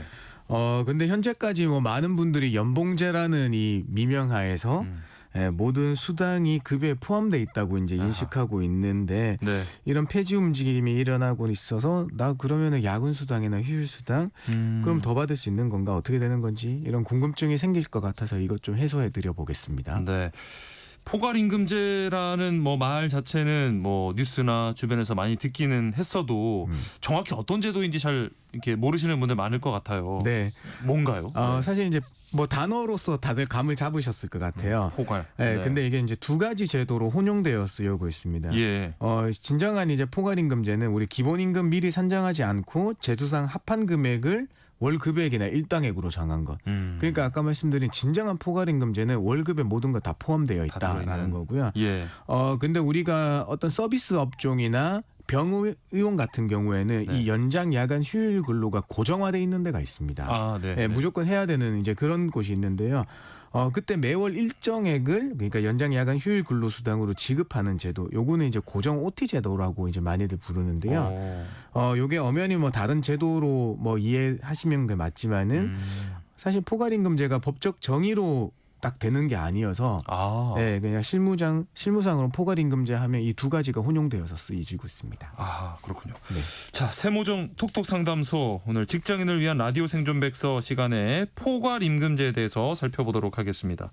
방송 듣다가 궁금한 점 생기시면 문자로 참여해 주시기 바랍니다. 김효신 노무사가 상담도 해드리고요. 또 추첨을 통해서 모바일 햄버거 쿠폰도 보내드립니다. 문자 주실 곳은 샵 9730번입니다. 짧은 문자는 50원, 긴 문자는 100원의 정보 이용료가 있고요. 콩 게시판 또 KBS 라디오 유튜브 채널 통해서는 무료로 참여하실 수 있으니까 많은 참여 부탁드리겠습니다.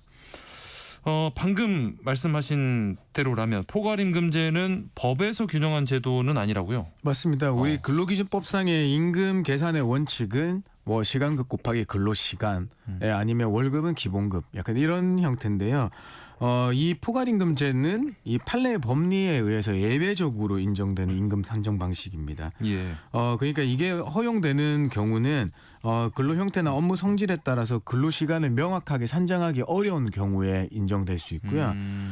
두 번째는 근로자에게 불이익이 없고 재반 사정에 비추어 정당하다고 인정돼야 된다.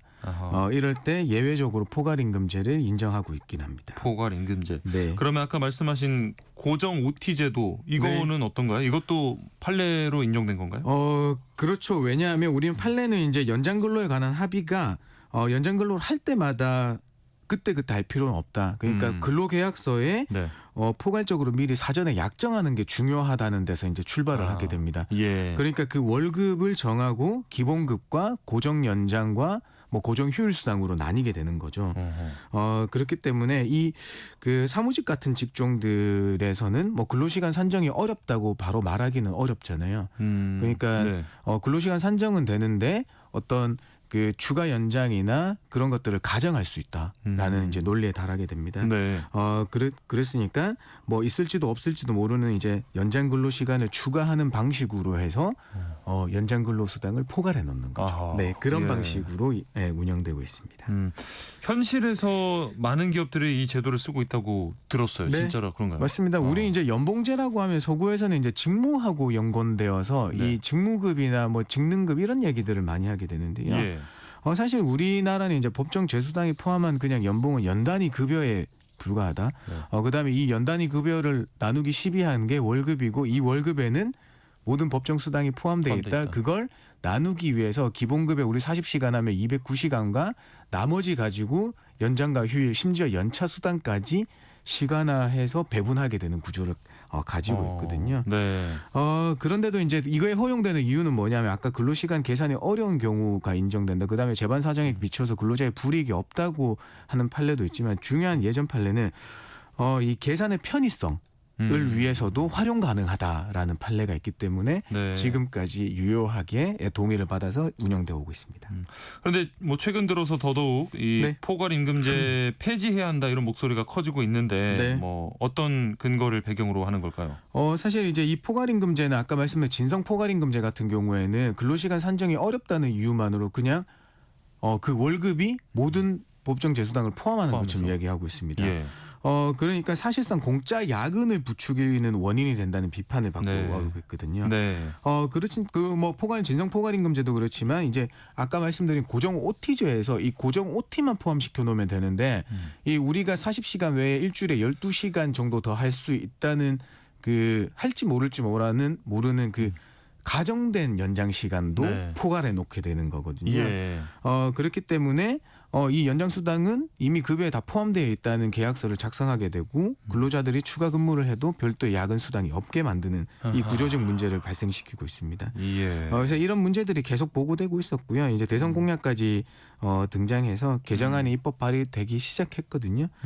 그래서 한번 폐지 논의가 앞으로 더 활발해질 것 같다라는 점입니다. 이게 법적으로는 문제가 없는 건지 네. 궁금한데 법원은 이 포괄임금제에 대해서 어떤 입장을 보이고 있을까요? 사실 이제 이 포괄임금제가 아까도 말씀드렸지만 법에 의해서 인정된 게 아니에요. 네. 법은 뭐 우린 근로시간 산정의 기본 원칙에 따라서 임금 계산하는 게 돼 있는데 이 법원의 판례에 따라서 형성된 법리에 따라서 이제 계약 방식이니까 네.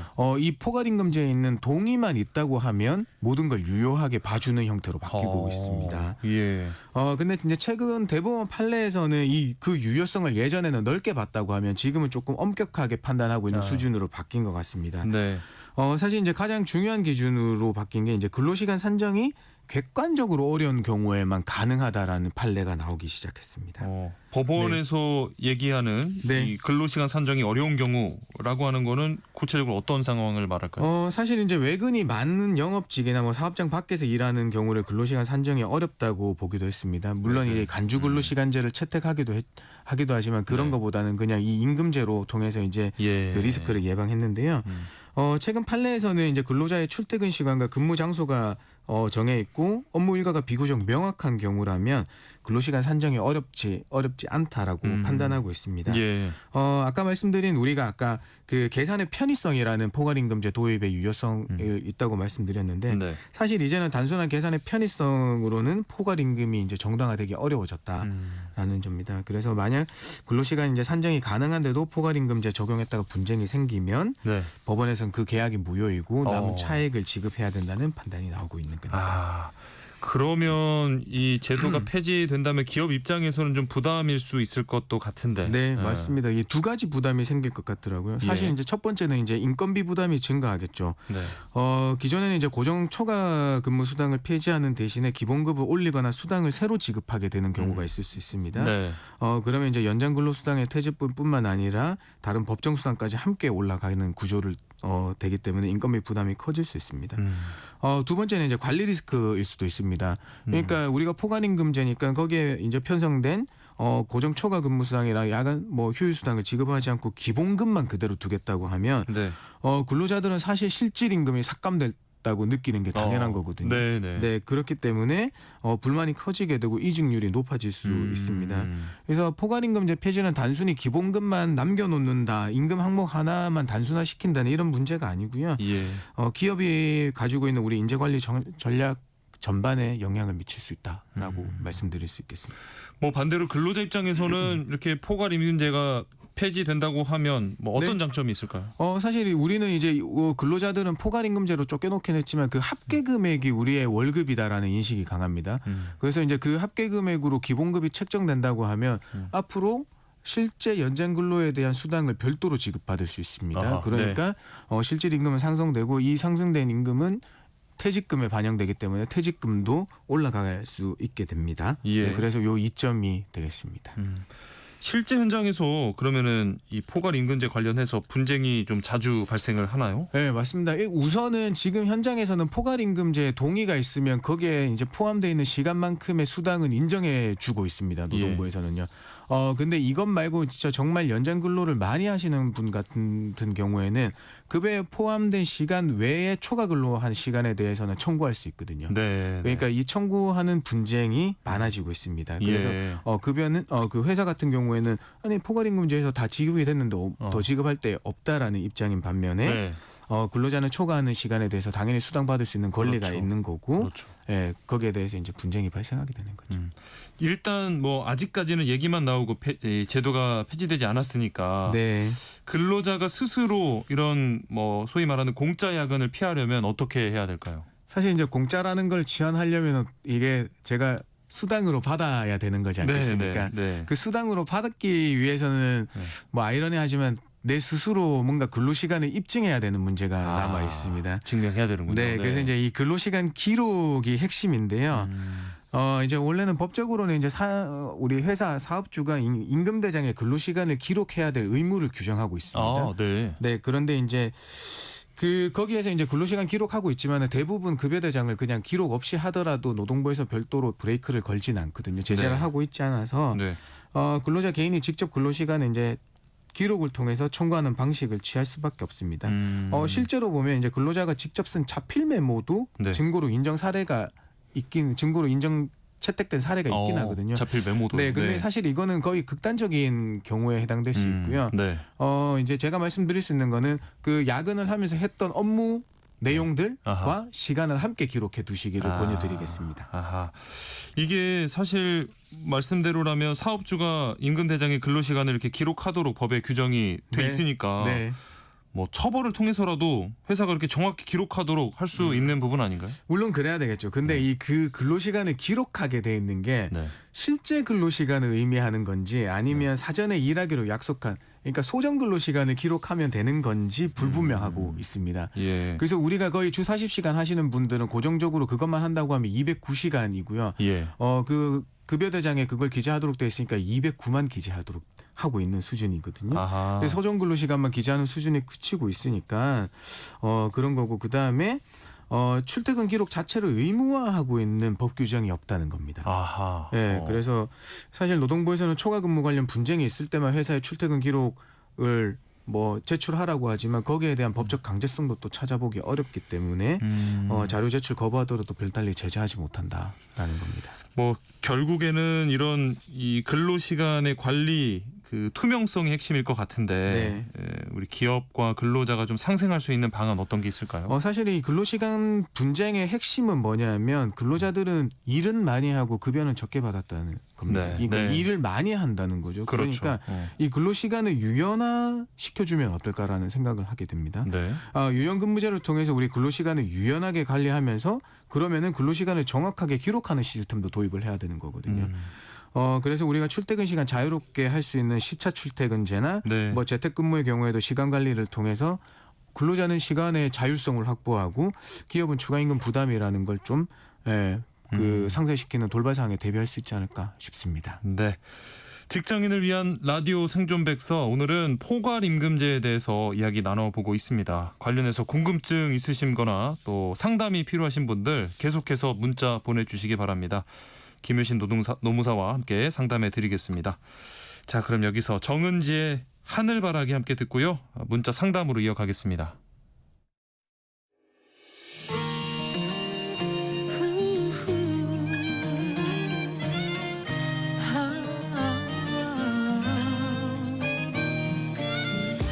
꽃잎이 내 맘을 흔들고 꽃잎이 내 눈을 적시고 아름다운 기억 푸른 하늘만 바라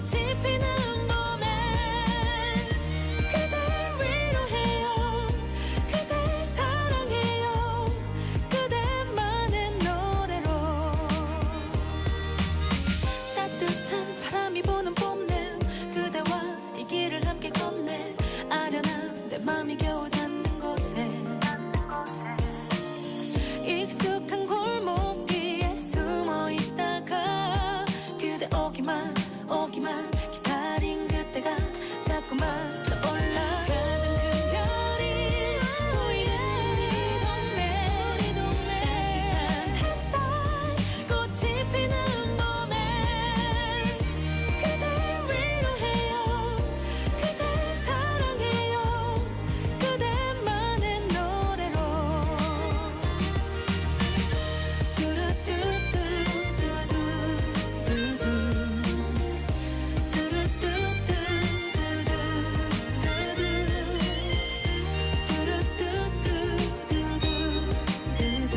하늘바라기 하늘만 멍하니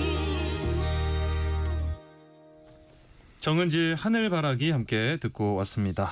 자, 7692님 문자부터 소개해드리겠습니다. 저희 회사는 야간이나 주말에 나와서 일해도 임금을 더 주지 않습니다.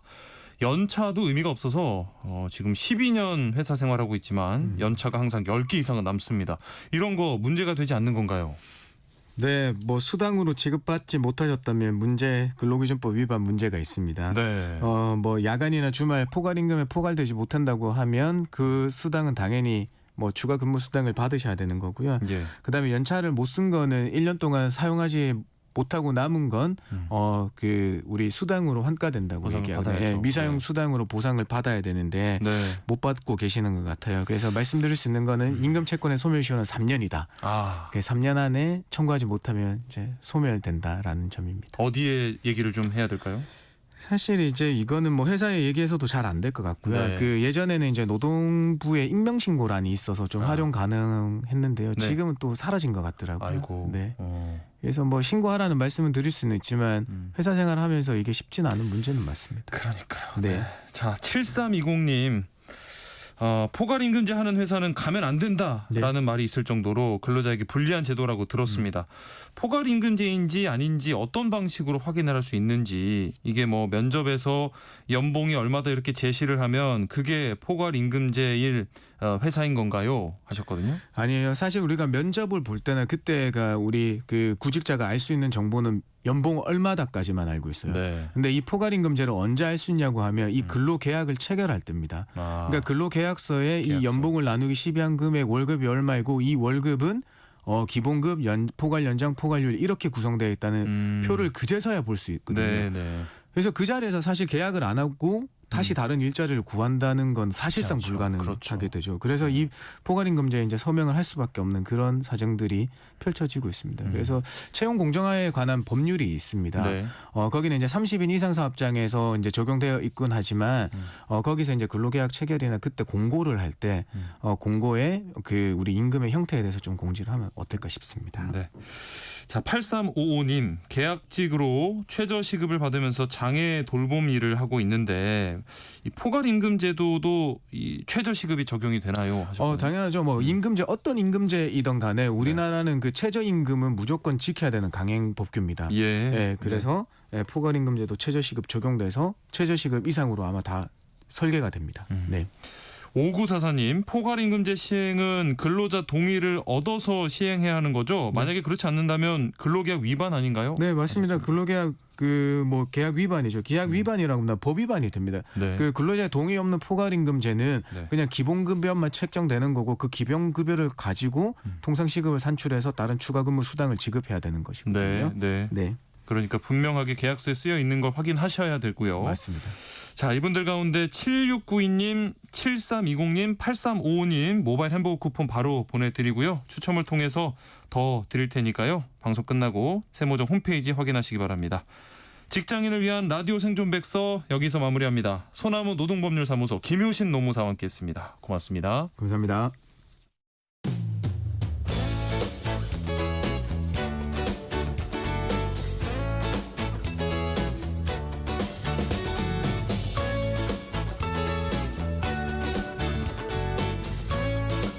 청취자 여러분의 책장을 알차게 채워드리는 이다혜 북마크. 오늘도 시내 21 이다혜 기자 나와 있습니다. 안녕하십니까? 안녕하세요.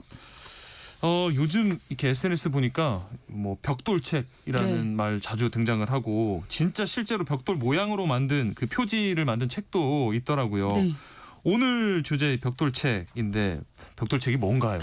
그야말로 벽돌처럼 두껍고 무겁다라는 뜻에서 벽돌책이라는 말을 쓰는데요. 네. 뭐 예를 들면 예전에는 벽돌책이라는 말은 잘 안 썼던 것 같고 네네.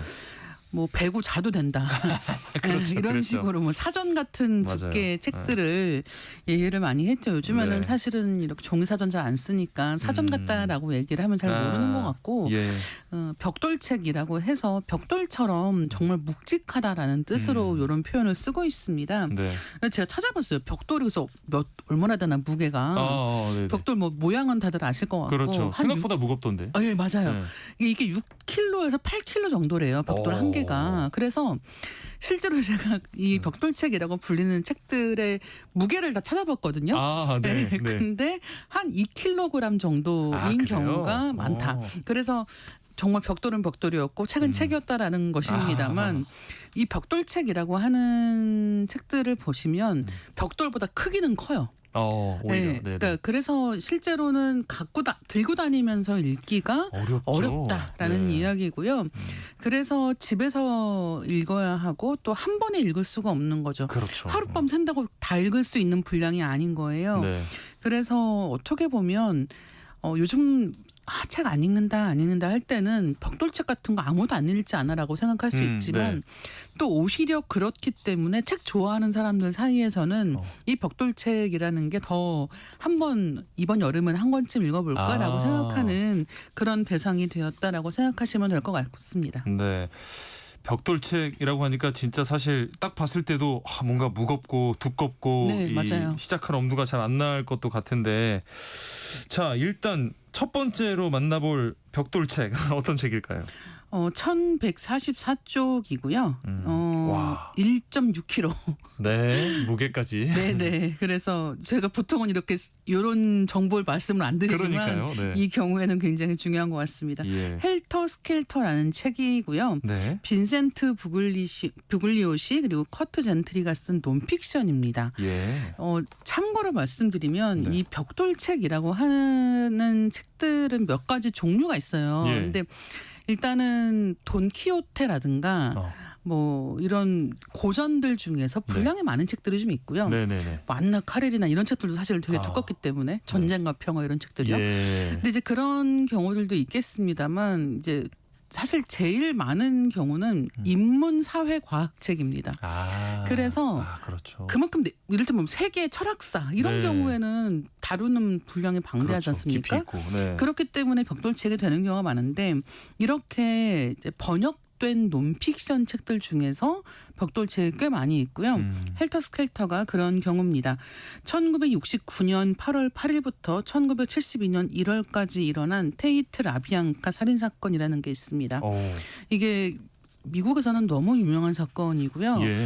그리고 여기서 지금 사건 이름이 테이트 라비앙카 살인 사건이잖아요. 네네. 근데 피해자 이름을 딴 건데 여기에서 이 테이트, 그러니까 샤론 테이트라고 하는 사람이 배우고요. 네. 그리고 로만 폴란스키 감독의 아내였습니다. 그러면서 뭐 미국 사회 내에서 굉장히 큰 그런 논란이 되었던 그런 사건이고요. 네. 게다가 이게 범인이 한 명이 아니에요. 컬트 집단에서 저지른 사건이기 때문에 정말 사회적으로 대체 왜 이런 일이 일어났는가에 대해서 네. 다각도로 이야기가 되었던 그런 사건인 거죠. 그래서 그 사건을 담당한 검사가 직접 자기가 다룬 이 사건을 처음부터 끝까지 쭉 쓴 책이에요.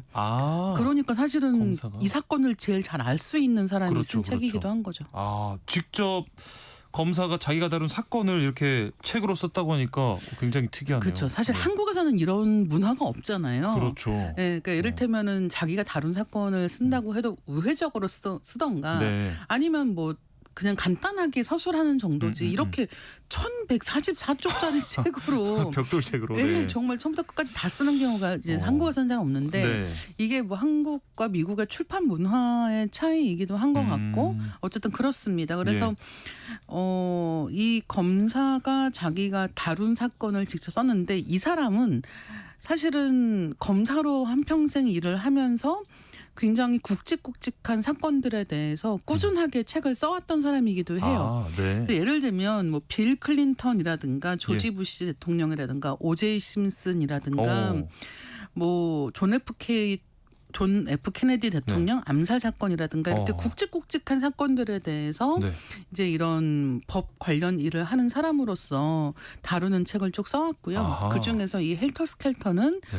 범죄 실화 관련 책 중에서 역사상 가장 높은 판매고를 기록했습니다. 예. 미국에서는 이 범죄 실화 관련 논픽션 자체가 굉장히 큰 시장이에요. 그래서 실제로는 범인들이 직접 책을 쓰기도 합니다. 네. 맞아요. 그래서 사실은 이런 게 드라마 같은 데 꽤 나오거든요. 맞아요. 네. 범인이 지금 벌을 받는 중인데 네. 이 사건이 이슈가 되니까 네, 책을 그걸로. 쓰고 돈을 번다? 이게 맞는 일인가에 대한 문제 제기가 되는 경우들도 되게 많이 있는데요. 어쨌든 이 경우는 이제 검사가 쓴 책인 거죠. 검사가 쓴 책이어서 그런지 구성이 좀 굉장히 특이한가 봐요. 일단은 이 저자가 생각한 이 사건을 잘 그릴 수 있는 가장 중요한 방법은 네. 너무 극화하지 않는 거였던 것 같아요. 그러니까 마치 무슨 스릴러 소설 보는 네, 것처럼 네, 네. 이렇게 하는 것보다는 사건을 정확하게 전달하고 싶다는 게 굉장히 컸던 것 같고 네. 그래서 실제로 이 책을 읽어보면 시간 순서 구성입니다. 예, 그러니까 이게 논픽션도 이런 범죄 논픽션 책을 저는 굉장히 좋아하는 편에서 많이 보는 편인데 네. 이게 이제 작가가 쓰는 책들은 극화돼 있어요. 그렇죠. 그러니까 아무래도. 사건이 제일 먼저 나옵니다. 네, 제일 네. 충격적인 장면이 맞아요. 먼저 나오고 예. 그 다음에 역산하는 식으로 이제 이 이야기를 풀어간 다음에 쫓아가는 방식이죠. 네, 맞아요. 네, 그러다 보니까 아무래도 선정적인 방식으로 그려지는 경우들도 있단 말이에요. 네. 근데 이 경우에는 정말 시간 순서대로 차근차근 어떻게 일이 벌어졌고 어떻게 체포되었고 나중에 법의 심판을 어떻게 받았고 하는 것까지가 쭉 적혀 있기 때문에 네. 진짜 이 사건에 대해서 전혀 모르시는 분이라고 해도 그냥 처음부터 읽어가시면 되는 그런 구성을 가지고 있습니다. 어떤 사건 일지를 따라서 읽는 느낌이 될 것 같고. 맞아요. 약간 그렇기도 하고 이게 보다 보면은 약간 사건 기록 보는 것 같은 네, 느낌도 네, 네. 있는 거예요. 그래서 이 사건이 아까 말씀드린 것처럼 대체 이 사람들 왜 그런 거야? 왜 이렇게 집단으로 이런 일을 벌인 거야? 네, 라고 네, 하는 부분에서 이제 미스터리가 풀리지 않는 부분들도 있단 말이에요. 근데 그럼에도 불구하고 굉장히 심각한 범죄를 저지른 사람들에 대해서 이제 그 사건을 따라가는 구성이라는 점에서 사실은 이와 비슷한 책들이 꽤 있습니다. 살인 사건을 가지고 예. 이제 이야기를 논픽션 형식으로 풀어내는 책들이 미국에는 되게 많이 있고 그중에서 인 콜드블러드라고 하는 트루먼 카포티라는 소설가의 이 책도 역시 굉장히 걸작 논픽션이거든요. 네. 그러니까 이런 책들이 굉장히 많이 있는데 그 중에서 헬터 스켈터는 한 번쯤 읽어볼 만한 책이기도 하고 다시 말씀드리지만 너무 두껍다. 그래서 갖고 다닐 수는 없어요. 근데 네. 이제 집에 두고선 천천히 한번 보시면 재미있게 보실 수 있는 그런 책이기도 합니다. 네. 제목이 헬터 스켈터라고 하니까 막 감이 바로 오진 않는데 맞아요. 어디서 따온 말일까요? 참고로 말씀드리면 헬터 스켈터라는 영화도 있습니다. 그러니까 아, 이 표현 자체가 이거 뭔데 이렇게 들어본 것 같은데 뜻은 알 수 없지라는 네네네. 생각하시는 분들이 꽤 계실 것 같습니다. 근데 네. 이게 비틀즈의 노래 가사에서 따온 표현이고요. 그래요? 이 헬터 스켈터가 제목이 된 이유는 참고로 이제 책 표지를 보시면 이게 또 느낌이 있으실 텐데 네. 그 살인 사건 현장에 범인들이 피해자의 피를 찍어서 일어나라. 뭐 헬터 스켈터 이런 문자를 남긴 거예요. 대체 이게 무슨 뜻이야? 예, 그렇죠. 예. 너무 끔찍하기도 하고 의미를 알 수 없는 이제 그런 말이기도 한데 범인 중에 한 사람인 찰스 맨슨이 쓴 이 단어는 심판의 날, 아마겟돈 이런 뜻으로 이제 자신이 선택한 이들이 세계로 나가서 사람들을 무작위로 골라 처형한 다음에 세상을 해방시킨다. 이런 식의 뜻을 가지고 쓰는 단어였다는 거예요. 네. 그러니까 어떻게 보면은 이 굉장히 부정적인 의미로 쓰인 표현이기도 하고 근데 한편으로는 이런 표현이 처음 등장한 게 노래 가사 였다고 네. 생각해 보면 대체 이게 무슨 연관성이 있는 걸까라는 것을 또 계속 책을 읽으면서 생각하게 만드는 그런 단어이기도 합니다. 예, 그리고 이 책의 경우는 이제 이 범죄 논픽션이라고 하는 장르도 그렇거니와 찰스 맨슨이라고 하는 사람이 주도한 범죄란 말이에요. 네. 근데 그렇다고 하면 이런 경우에 이야기의 주인공을 세워서 역시 또 극화하기가 쉽단 말이에요. 그렇죠. 그러니까 이제 이 주인공 한 명을 악마화하면서 막 이렇게 정말 드라마 보는 거와 찰 수도 있는데 이 책은 아까 제가 이제 시간순 구성도 예. 말씀을 드렸습니다만 이제 그렇게 하지 않아요. 그래서 이 각각의 범인들이 어떻게 행동했고 어떤 식으로 엮여 있고 이런 것들을 정말 그 한 명 한 명을 다 들여다보면서 이야기를 진행시킨다는 점도 이 책의 큰 특징이라고 할 수 있을 것 같습니다. 네, 굉장히 특이한 책이 될 것 같습니다. 헬터 스켈터 한번 도전해 보시기 바라고요. 다음 책도 제목이 굉장히 특이한데 소개해 주실까요? 다락방에 미친 여자라는 제목. 강렬해요. 예, 강렬하죠. 이 책도 역시 이제 거의 비슷한 무게, 비슷한 크기, 묵직한 책입니다. 벽돌책. 예, 네. 그래서 다락방에 미친 여자라고 하는 이 책은 19세기 여성 작가들의 미친 분신들에 대한 책입니다. 예. 이게 무슨 얘기냐? 네.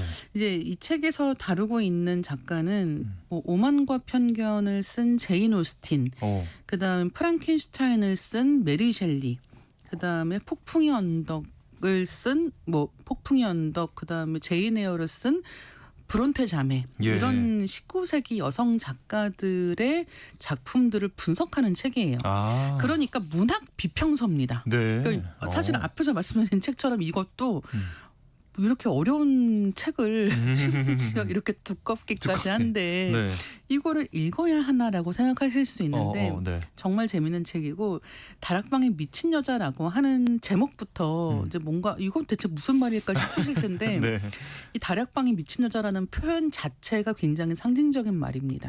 샬롯 브론테의 제인 에어라는 소설이 있는데요. 네. 이 책의 간단한 줄거리는 제인 에어라고 하는 고아가 이제 가정교사로 일을 하다가 자기가 가정교사로 일하는 집의 주인인 로체스터라고 하는 사람과 사랑에 빠집니다. 네. 근데 두 사람이 결혼을 하기로 했는데 결혼식 당일에 이제 누가 저기서 이 결혼 반대세를 하는 거예요. 네. 그러면서 저 남자는 결혼한 적이 있다라고 폭로를 합니다. 예. 그러면서 이 남자의 아내가 사실은 저택에 다락방에 갇혀 살고 있는 미친 여자라는 사실이 알려지는 거예요. 거기서 나왔군요. 네. 아하. 그래서 다락방에 사실은 제인 에어에서는 그래서 그 다락방에 있는 여자가 나중에는 불을 지르고 뭐 이런 식의 사건들이 펼쳐지는데요. 네. 지금 이 다락방에 미친 여자라고 하는 책은 어떤 작업을 하는 거냐면 지금 지나가면서 잠깐 언급되고 많은 이 다락방에 미친 여자라고 하는 사람이 사실은 어떤 사람이었을까? 작가는 왜 이런 식으로 이 인물을 등장시켰을까? 그렇죠. 19세기의 여성 작가들의 작품들을 보니까 왜 이 작품들에는 이렇게 감금된 여자, 탈출해야 하는 사람, 그다음에 광기에 대한 이야기가 왜 이렇게 많은가? 대체 이 시기에 글을 썼던 여자 작가들은 왜 이런 이야기를 즐겨 다루었을까 하는 이야기를 다루고 있거든요. 예. 그래서 아마 많은 경우에 이 작가들 작품들을 그냥 재미있는 장르 소설, 뭐 로맨스 소설, 네네. 뭐 SF 소설의 효시 이런 식으로만 생각하고 이야기만 따라가시는 분들이 많을 텐데 이제 그 작품들의 공통점이라고 하는 것을 광기라는 키워드로 뽑아낸 책이기 때문에 이런 책들 재밌게 보신 분들이라고 하면 굉장히 재밌게 읽으실 책입니다. 예. 그러다 보니까 좀 많은 작가들이 뭐 필독서다, 걸작이다 이런 평가를 좀 내린 것 같아요. 네, 맞아요. 그래서 사실은 이런 고전 문학을 읽으실 때 고전 문학 그냥 줄거리만 쭉 보고 마시는 경우들도 있겠습니다만 대체 이게 왜 고전이 됐을까? 네, 이런 얘기 많지 않나? 이후에도 많이 썼는데 왜 이걸 굳이 고전이라고 부르고 계속해서 읽는 걸까라는 게 궁금하잖아요. 그 궁금증을 해소해주는 책이라고 보시면 될 것 같고요. 특히나 앞서 말씀드린 오만과 편견, 뭐 에마, 뭐 제인 에어, 폭풍의 언덕 이런 책들을 재미있게 읽으신 분이라면 이 책을 한번 보시면 좋겠어요. 정말 눈이 번쩍 뜨이는 경험을 하실 수 있습니다. 네. 오늘은 쉽게 도전하긴 어렵지만 그래도 꼭 한 번쯤은 읽어봐야 할 벽돌책 살펴봤습니다. 다음 주 수요일에도 이다혜 기자가 찍어놓은 북마크 공유해드리겠습니다. 오늘 말씀 고맙습니다. 네, 감사합니다. 세상의 모든 정보 오늘 순서 여기서 마무리합니다. 모바일 쿠폰 당첨자는 홈페이지 공지사항에서 확인하시고요. 저는 내일 다시 찾아뵙겠습니다. 끝으로 윤종신의 팥빙수 들려드립니다. 행복한 오후 보내세요. 지금까지 아나운서 임지웅이었습니다. 고맙습니다. 서서히 졸이